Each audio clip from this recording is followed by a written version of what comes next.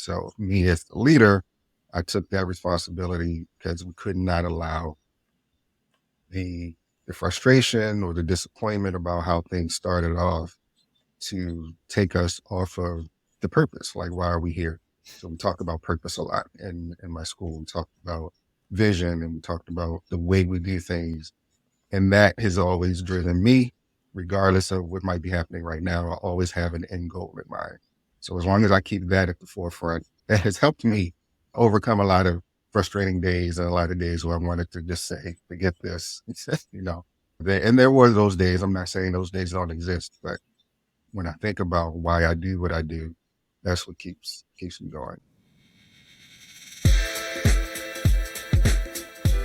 Welcome to 99 Humans. My name is Jeff Lakusta, curious coach and Wall Street Journal best-selling author, striving to understand how little things generate big impact. And I'm Nadia, Carta, tech executive and lifestyle coach with a mission to transform lives and corporations by kindling hearts to generate a zeal for life.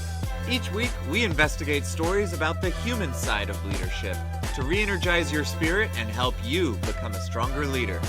Because the reality is that leadership is messy, goofy, challenging, but always human. Thanks for spending time with us today. Let's dive in. What we do know, Harold, is that you have an incredible background. I mean, working in the Baltimore public school system for so many years, being a principal. Yeah.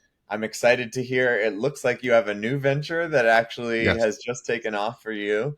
So there's got to be some stories in there. So when you say, I'm not sure which one to tell, I'm curious what's going to rise to the surface here. Well, I don't know. I mean, when I thought about prompts and just thinking about leadership and vulnerability of leadership, there were a few things that came to mind. Obviously, leading through COVID was one. So I don't know if you're tired of hearing COVID leadership stories but that's definitely a significant event in my leadership and in the life of our school. So I was going to use something related to that.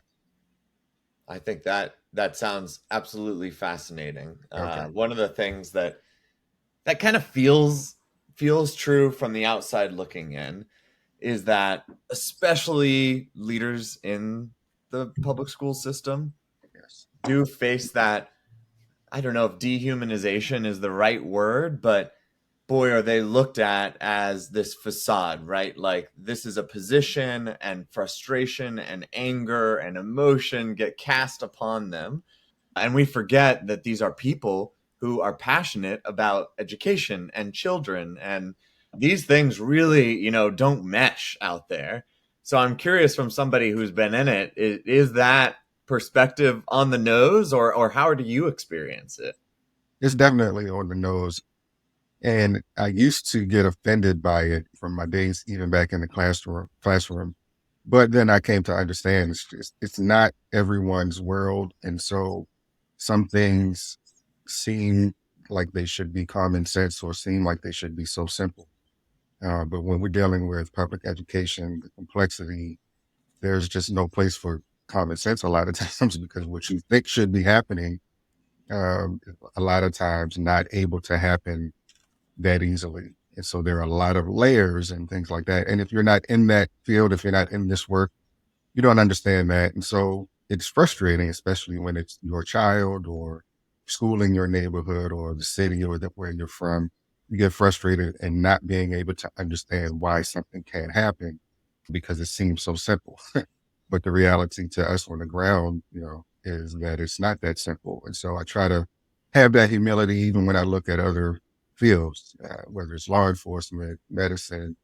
There's a lot of things that we just don't know unless we're in that work, and it's easy to judge. It's easy to say, oh, I wish they would just do this.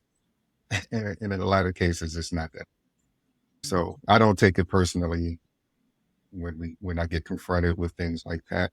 I just try to empathize, understand where the person is coming from, but then try to help them understand full context of what we might be dealing with, and then why we're making the decisions that we're making or not making the decision that they want us to make. So that's proved useful in a lot of instances, and then in some instances it doesn't matter. Harold, how did you find your passion for education? By chance. I think I've always been an educator and just didn't know it. I started teaching not out of a passion for teaching. I started teaching like a lot of people. It was a job to get out of college, but it didn't take long for me to realize that this was my passion and my calling. The connection I had with helping individuals grow has I think always been there. And then when I became a teacher, I taught at the high school level. So imagine me fresh out of college teaching 10th and 11th graders about business, something that half of them were not interested in, but trying to make it relevant and trying to make it something that was real to them. That became something that I enjoyed doing. And then watching their development and their growth has just been what has driven me ever since then to remain in education, even though I haven't been spent a lot of time outside of the classroom and even outside of the schoolhouse itself. It was still driven by the desire to help individuals, help young people become who they were going to be. Hearing the first thing you were saying about how hard it is to deal with parents, the system, the bureaucracy, layers of complexity, and then that spark at the beginning that was driving you to get involved in education, and I can see your face light up when you talk about it. Clearly this is still very real for you Yeah. today. Yeah. But how have you managed to hold on to that spark? Because it does seem like it would be exhausting, and it's not, kind of getting beat down and go, you know what, never mind, I thought I wanted to do this, but maybe I don't. It's interesting you asked because one of the kind of directions I was thinking about for a story was about the importance of vision and the importance of commitment to that vision. So it's my desire to help people develop and to grow. And whether they want to or whether they receive that easily or not doesn't change the fact that that's my desire.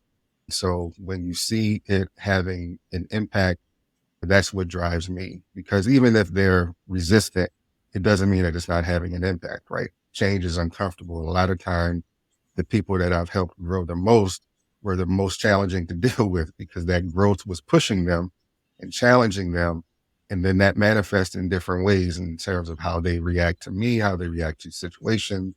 But I was still committed to the vision. And so when we started at my school, it was always about that commitment to the vision, even when it didn't seem like it might have been the right vision. Somebody had to be committed to it. So me as the leader, I took that responsibility because we could not allow the frustration or the disappointment about how things started off to take us off of the purpose. Like, why are we here? So we talked about purpose a lot in my school. We talked about vision and we talked about the way we do things. And that has always driven me, regardless of what might be happening right now. I always have an end goal in mind. So as long as I keep that at the forefront, that has helped me overcome a lot of frustrating days and a lot of days where I wanted to just say, forget this, And there were those days. I'm not saying those days don't exist, but when I think about why I do what I do, that's what keeps me going. And I know that sounds cliche, but that's really what it is. Yeah. It sounds true to me. I think that's what's cool about some of the, Nadia and I are out listening to human leadership stories, and the cliches about, well, they come from places of the most human, most true things. Right. And I'm wondering, I think you're referring to, your days as a principal when you say, we talked a lot about purpose at my school. Yeah.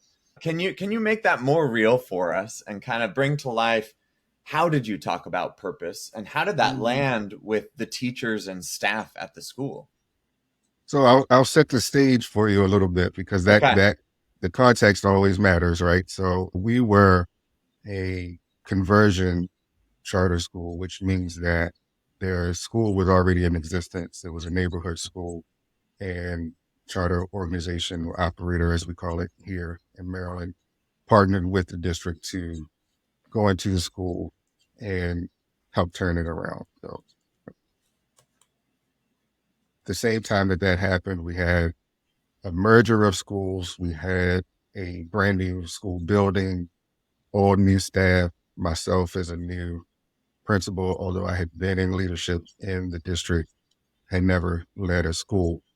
And so I had this idea, and also important to know, These were two of the lowest performing schools in the state, in the zip code with the highest poverty rate in the state. So a lot of challenges going into this. And so what I convinced myself first was that it was possible, right? And then, but I wanted to do it differently. I wanted it to be about community, not about me, not about the charter operator, not about any of those things, but the vision, a vision of community and what that would be and what that would mean. So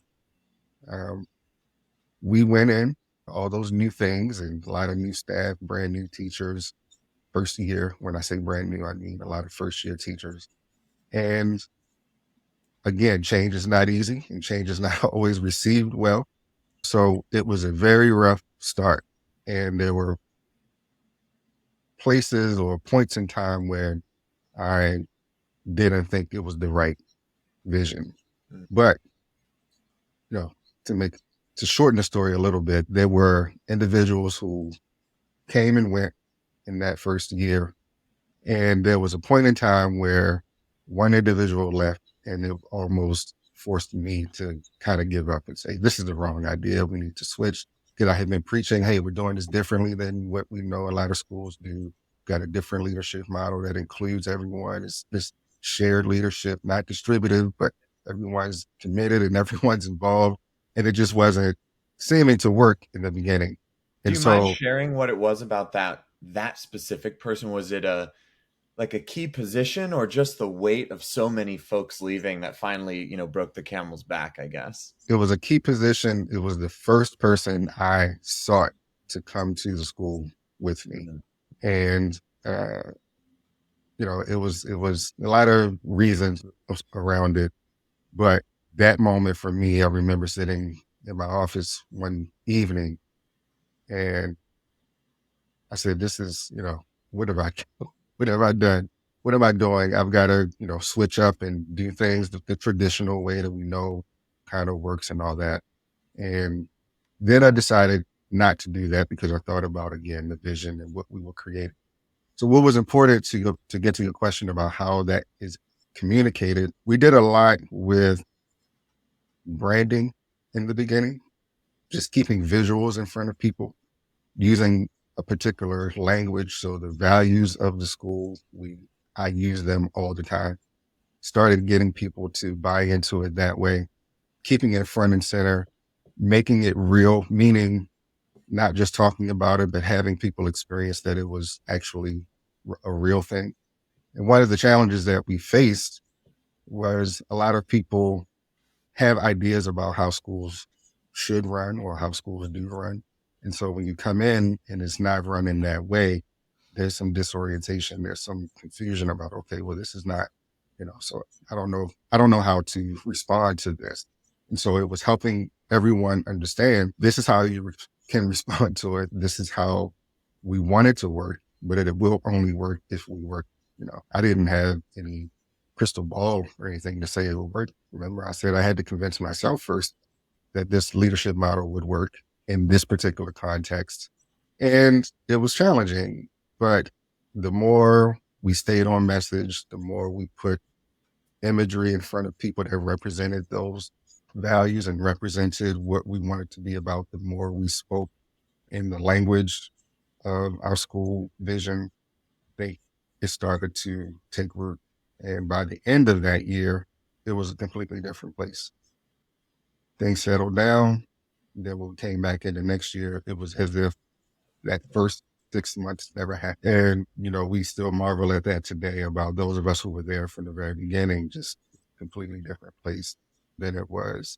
But for me, it was about commitment to that vision because it was that moment in time where I thought, no, this is not working. We just need to do some more traditional leadership things that we know. But had I not stuck to, again, a vision and been committed to a different way of doing things, I don't think we would have had the success that we've had in the 6 years, especially not as quickly as we've had it. Now, don't get me wrong, we still got a long way to go. Public education in urban setting is challenging, but we're a far cry away from where we started. And that is what the growth and the progress is what mattered to us I all, mean, especially.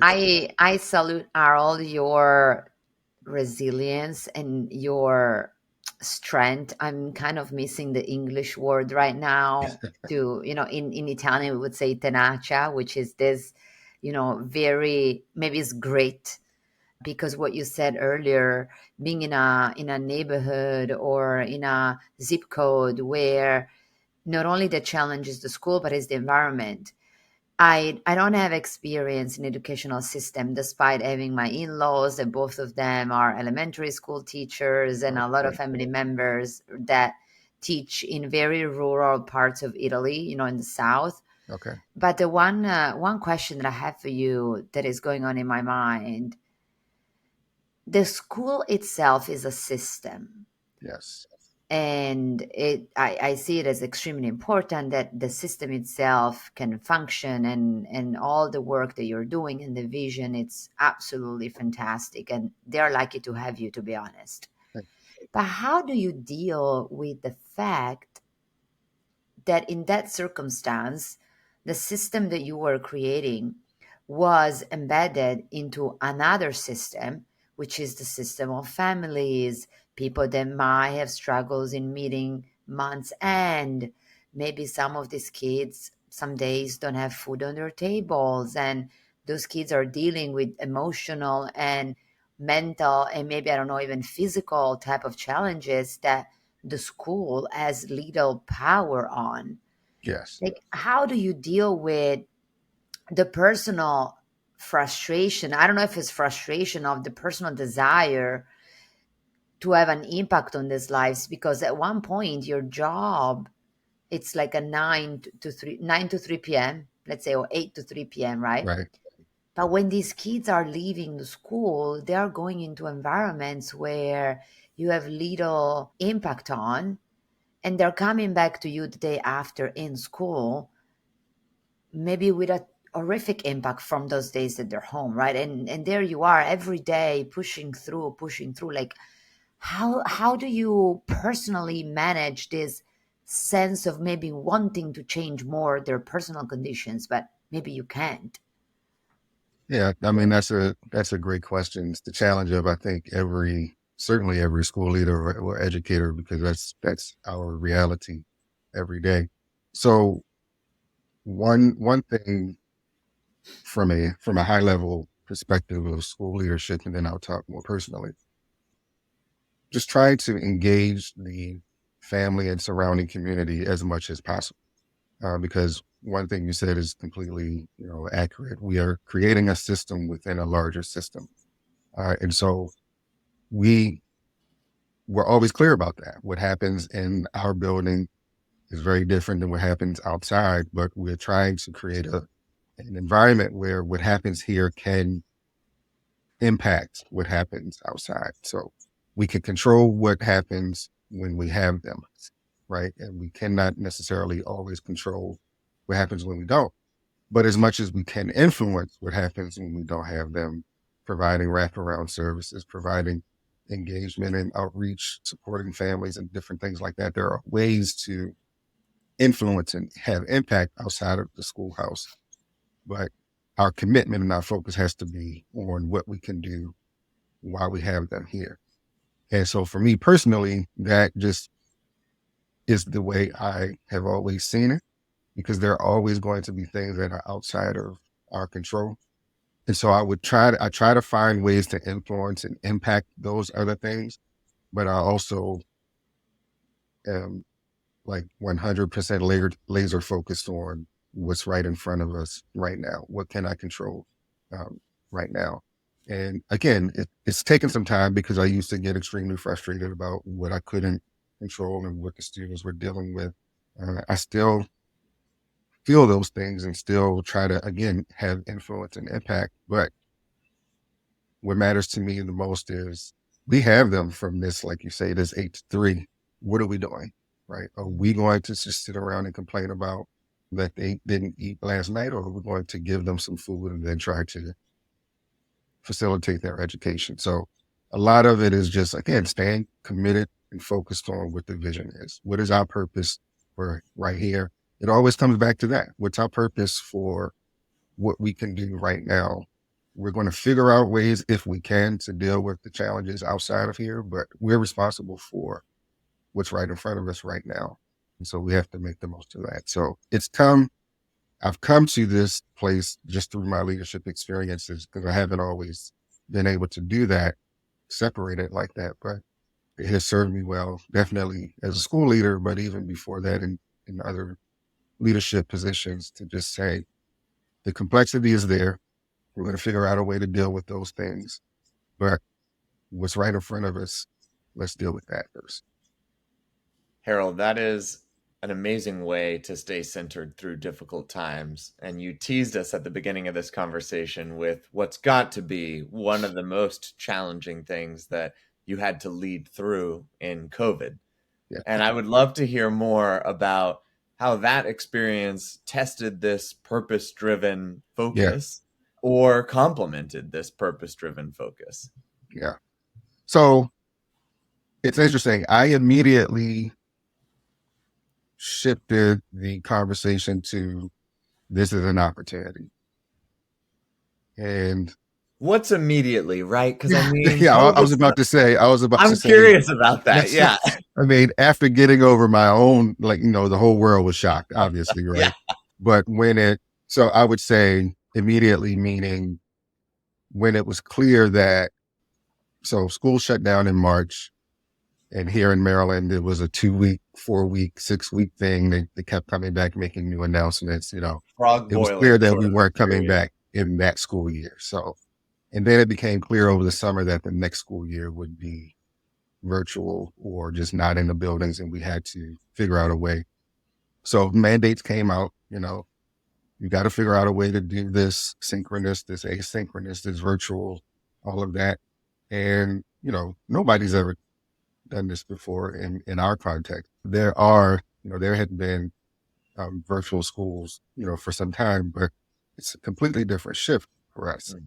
So at that point is when I said, well, if we just try to focus on the idea of going virtual and what that means, then I know what's going to happen. People are going to complain about lack of technology. They're going to complain about lack of internet access.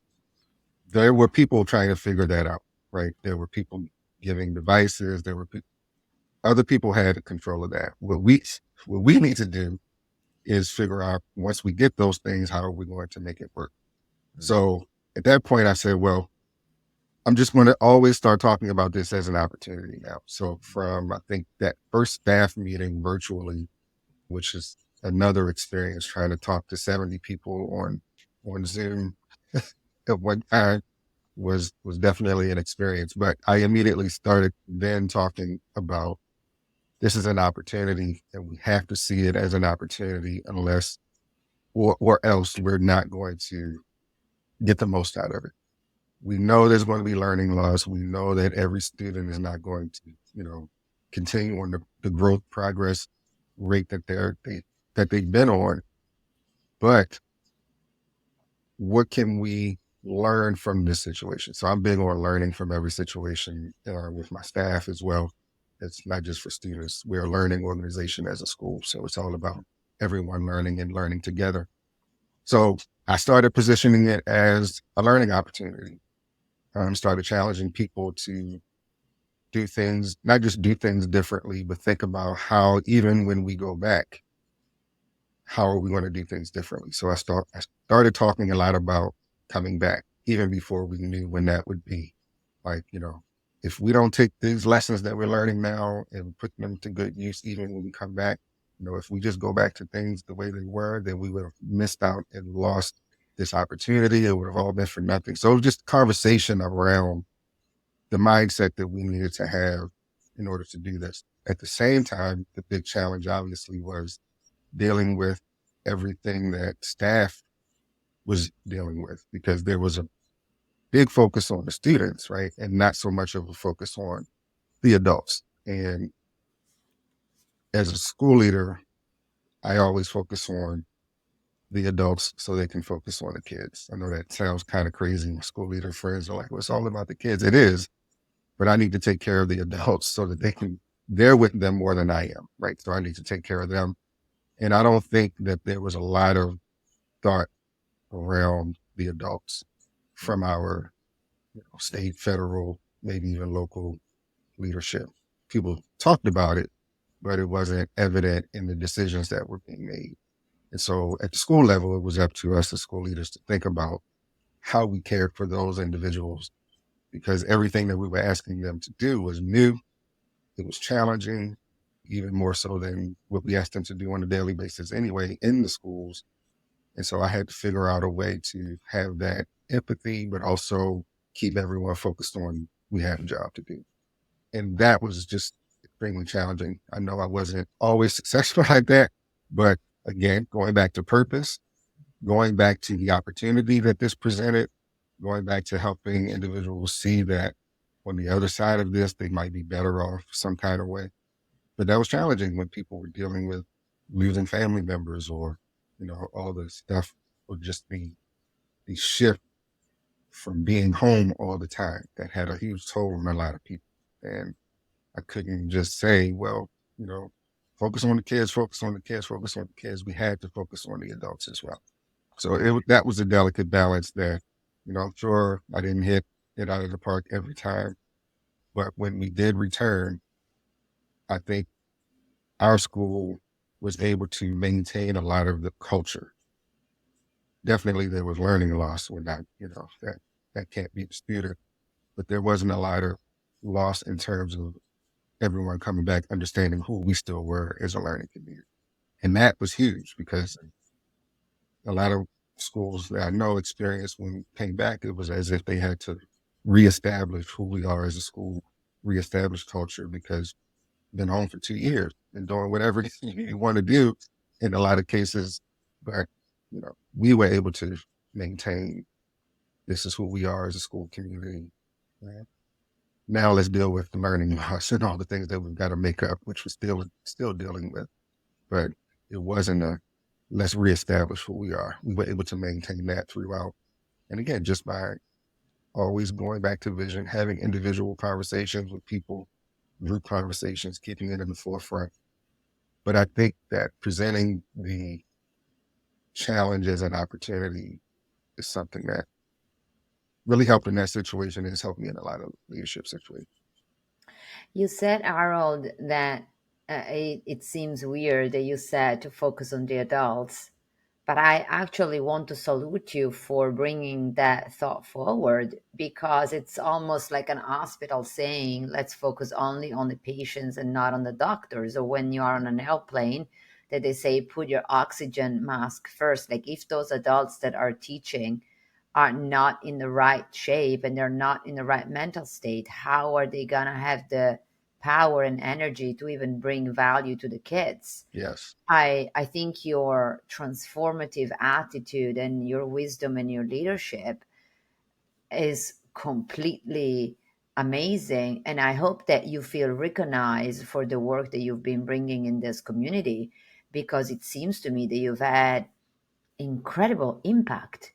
So how are you feeling recognized for all of the work that you've been putting in transforming the society, transforming the system, and really bringing forward a way of work that honestly I don't hear in the educational system often, at least in the public one? Well, it's the individual. Well, there are formal ways of being recognized. I was given a particular recognition from our district in terms of level of career pathway. I think my transition into my new role is a recognition of leadership at previous roles. But for me, it's more about the individual recognition from the people that I'm leading. Leadership is, to me, it was not just about being principal, being the boss. It's really about helping people learn and grow. And nobody's following you, you are leading. So if I could see them starting to change their mindset, or if I could see them starting to grow, and not everyone needed to change their mindset. Some people already had, the same mindset, but still growing. As I was growing, and then hearing their thank yous and seeing their development. And as I transitioned out of the school, there was an outpouring of, just appreciation that really touched me and made me realize the impact that I had had um, over the last 6 years. So that's where, I get it from. Like if people I'm working with appreciate me for working with them and for what I'm doing as their leader, then that's what gets me. That's what keeps me going. Harold, you're hinting towards the Baltimore Curriculum Project, which is what you're Yes, focused on now. Can you tell us more about what you're doing right now? sure. So Baltimore Curriculum Project is the largest charter operator in Maryland. We have six conversion charter schools in Baltimore City. And so that's an important distinction because, again, as I mentioned with my school, we uh, take neighborhood schools and convert to charter. So we don't do lotteries where it's an, entrance criteria or anything like that. Because it was a neighborhood school initially, it remains a neighborhood school, even though it's converted to charter, which means that everyone in that enrollment zone automatically has an opportunity to uh, come to the school. So we operate six schools in Baltimore City. So my new role is as chief of schools, providing leadership and support for the six schools that we have, including everything from daily operations and, policy for the organization. So it's a new opportunity. The organization has been growing over the last few years, so this role is new. So it's exciting. It's always exciting for me to come into things that are new, as opposed to already set and established things that I have to then try to figure out how to fit in. I like new opportunities where I have an opportunity to shape and create. It was the same way when we went into the school. So that's another thing that really drives me. If it's something that's going to be, oh, here's a formula and you just have to follow the formula, Mm. I'm not going to thrive in that environment, right? I need the opportunities to shape it, help develop it, and then put it into practice. And so that's what this role is as chief of school. So I'm excited about it. And BCP is, again, the largest charter operator in Maryland, one of the oldest, if not the oldest. We have a great relationship with Baltimore City Public Schools and driven by research-based curriculum that is proven to help students, especially struggling readers, advance. So that's going to be my role over the next few years, helping the organization grow, supporting the schools, and continuing the work that they've been doing over the last 25 years or so. That's incredible. I think the school system in Maryland is so lucky to have you with Thank so you. much energy and wisdom and purpose. As we approach the end of the episode, I'm wondering, what is your word of wisdom for people that wants to follow your footstep? But also, to be honest, a lot of what you said is applicable to corporation. So what is your recommendation, let's say, that you want people to take away from this conversation today? Um,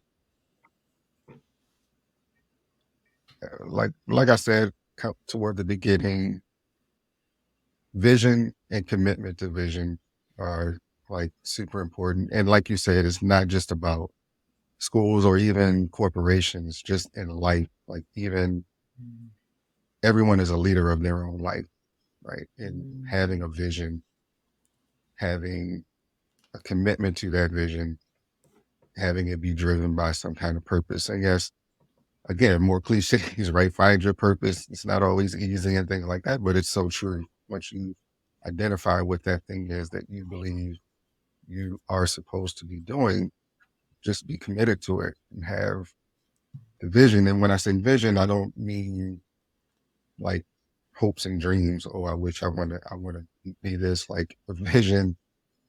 I know where I want to go, and I'm going to map out how we get there every step of the way. Whether it's 1 year, 5 year, 10 year, whatever. Having a vision, being committed to it, and not allowing the complexity and the things that come up overpower the purpose. you stay committed to what the purpose is, you'll be able to adapt.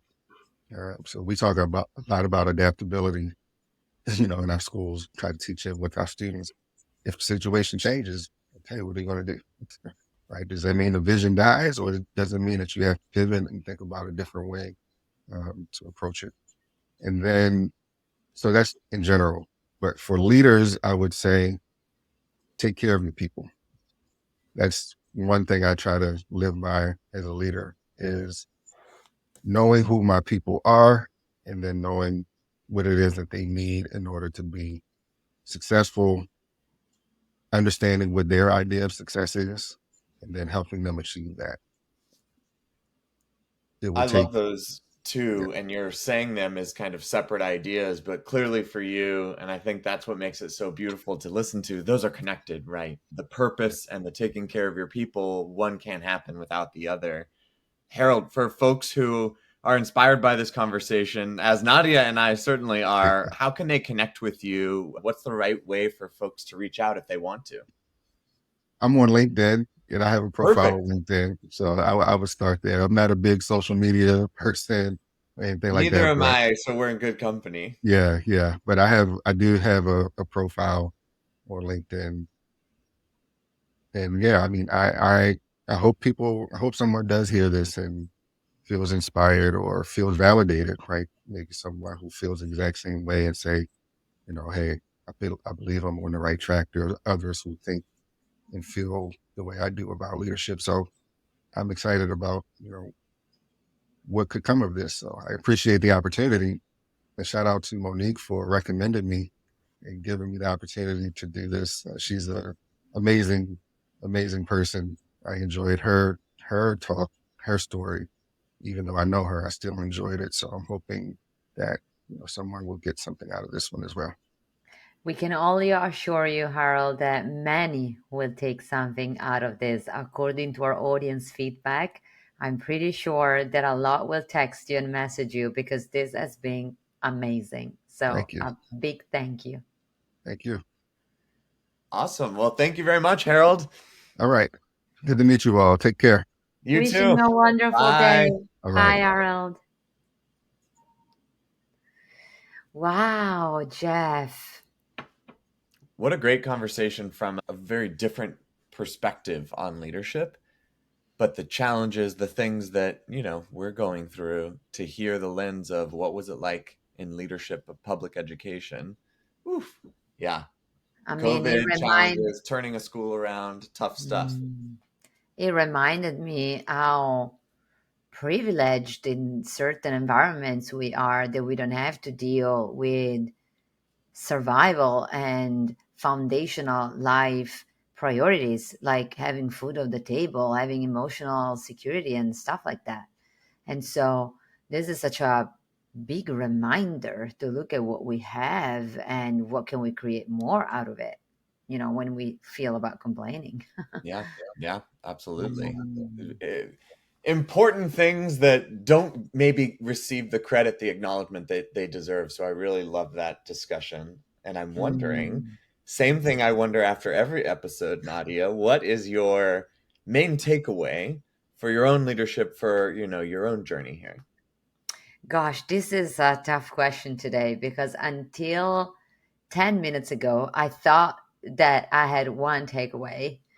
I mean, I always prepare because I know Jeff is going to ask me. And I was like, okay, this is going to be my takeaway.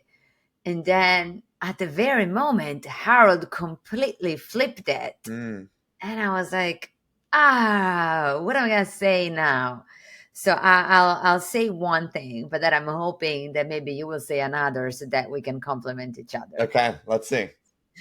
I think very often, or at least me coming into this podcast, we wear, at least I wear my leader hat.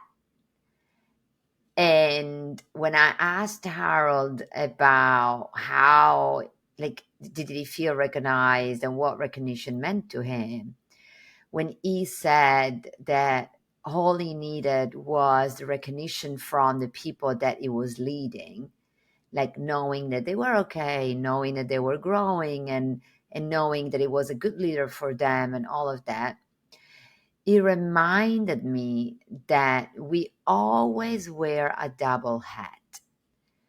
We are the leaders, and at the same time, we are the people that are led by someone else. Mm. And this double role, we often forget about it as leaders. How many times we send a message to our boss saying, thank you for what have you done? How many times we give them a sign of appreciation about their efforts? I know corporations have manager feedbacks and things like that. How many times we took the honest reflection in providing constructive feedback. And so today this sparked something on me, because also last week I saw our new VP and I said, thank you for taking our leaders out on an offsite that was different and was very inspiring. I said, it means a lot to me that you take care so well of our leaders, because eventually, if they're well, I benefit from it. And she said, oh my God, of course. But I could tell that when she looked at me, she was like, oh, you are thanking me for something that I did for our leaders? Oh, like I was not expecting that. And so I took a long road to say that anyone listening to this podcast today, maybe take an opportunity to send a note to your manager or to your boss. Let them know how you appreciate them and whatever reflection you have to them, because being a leader sometimes is lonely. And you and I spoke about this in another of these episodes. And recognition for a leader that tries hard is often a word from the people that they're leading. Mm. And so this is my takeaway today, among everything else. I mean, Yeah. the whole conversation was absolutely fantastic. I like that one, because there was definitely, in Harold's response, a little bit of a laugh and then an answer, where clearly that leadership is lonely, I'm sure would resonate, as it does for me, as it does for you, that really the recognition is never enough, because we're putting our hearts and souls into this job. So I like that call to action. I'm going to do it myself. And I have one quote that I just want to remind you of, because I loved it. I think it's so funny. But he said, "If nobody's following, you're not leading." And I thought that was actually like really beautiful and simple, and a good reminder that that's true. I want to steal that. But really, I think the lesson that I'm taking away is the focus on the purpose resonates. He said it was cliche. While it's cliche, it is human and true and accurate. But the method to get there reminded me of other conversations we had, and actually a little trick that I'm not sure I do enough of, which is convince yourself of the purpose first. I think that's a really, when he was talking about flipping that school's performance, and he goes, I had to convince myself before I could convince anybody else. That actually is a key step of, then you can focus on your purpose. Then you can talk about your purpose with others and help convince them. But that is a key step that does not get attention, that I find to be quite powerful.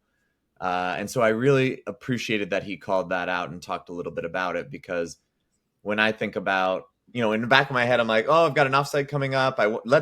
We should talk about purpose. We should do this. But I'm like, have I done the first step first? Am I really bought in to bring others along on that? And I don't think the answer is yes yet, but it could be with intent. And I think that's the key differentiator here. Very powerful, Jeff. We assume that by definition, if you are a leader, you are bought into that vision or into that purpose, and is actually not. And what is the work that we can put not only to be bought in the purpose, but to feel it in our bones, to believe it in our thoughts? Because only if we role model what that is, then our people can see it and can follow it on a daily basis. When we say living in and demonstrating certain behaviors, is not only a word or a PowerPoint presentation, is everyday life. So going back to values, I know we had several guests on the show that spoke about values. So values and purpose. What a great conversation today. Great discussion. Thanks to Harold. Thanks to Monique for the recommendation. Really excited about this. For those of you listening, please go to 99humans.com. Go to Spotify or your favorite streaming platform. Give us 5 stars. Share this. It really does make a difference. We are very excited to be on this journey, and thanks for coming along with us. We'll catch you next time. Yes, thank you. Ciao.